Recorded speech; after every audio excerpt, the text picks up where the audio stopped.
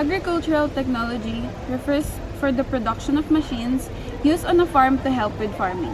Agricultural machines have been designed for practically every stage of its process.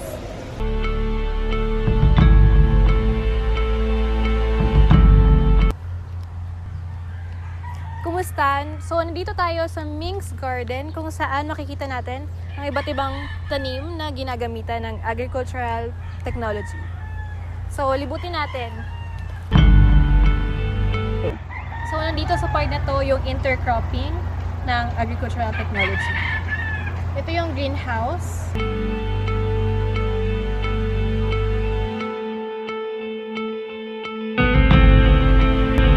Dito sa greenhouse na to, marami tayong makikitang iba't ibang agricultural technology na ginagamit ng mga magtatanim para mas mapaayos yung agriculture nila. Dito sa gilid natin, makikita yung isang type of agricultural technology which is aeroponics. And then kanina nabanggit din na gumagamit din sila ng intercropping. And maya-maya makakausap natin yung head ng Ming's Garden which is si Miss Maya to explain further yung mga ginagamit nilang pampa-enhance ng pagtatanim nila. Aware po ba kayo dun sa mga tinatawag na hydroponics, aeroponics, aquaponics? Yung type po ng agricultural technology na Kunyari, yung intercropping po yung sa isang row magkakaibang plants yung tinatanim. Kunyari, sa isang row puro eggplant, sa isang row puro iba naman. Yung ganun pong type ng pagtatanim. Yung parang iba-iba po. So kasi ang aming greenhouse, mix lahat or mostly ornamental. Ornamental Oo. po. So kung indoor, lahat ng indoor nasa loob. Pag nagpo-propagate kami, so depende ko na kung saan namin i-deploy, kung saan area. Ganun lang. Wala nang kaming kasi limited na yung aming Pero yung gamit nyo po, puro yung nakaka-help lang po sa pagtatanim nyo ngayon is yung mga fertilizers, tama ba?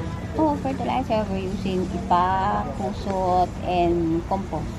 Okay. Yun ang mixture namin sa aming soil.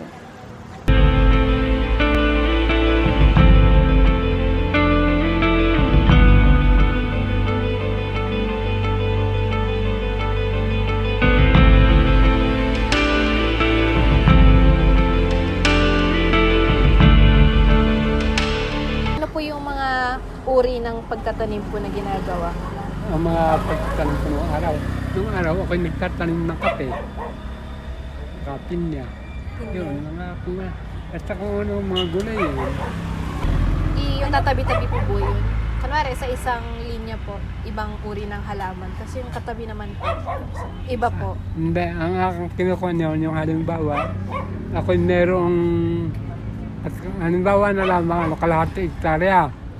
Di 5,000 square meter yun. Kumisan, ang tanim ko doon, merong mga pinya, mga 3,000 square meter. Kaya meron namang, ang iba, meron tinatamnan ko ng mga gulayin, kung ano-anong gulay. At ang karaniwan. Ano po yung mga ginagamit nyong pangtanim?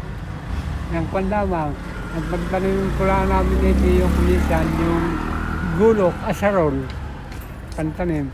Yung bago natanim ng tao, hinuhukayan. Bale, mano-mano po talaga yung Mano-mano. Okay. Gumagamit po ba kayo ng mga bagong teknolohiya sa pagtatanim? Ang ginagamit lang namin, yung abono. Puno. Ano po yung abono? Yung 2100. Yun ay 2100 at meron namang 44 yung urea. Mga traktura po ba yan? Ay hindi, maliliit lang, parang naman, hindi naman parang lakman eh.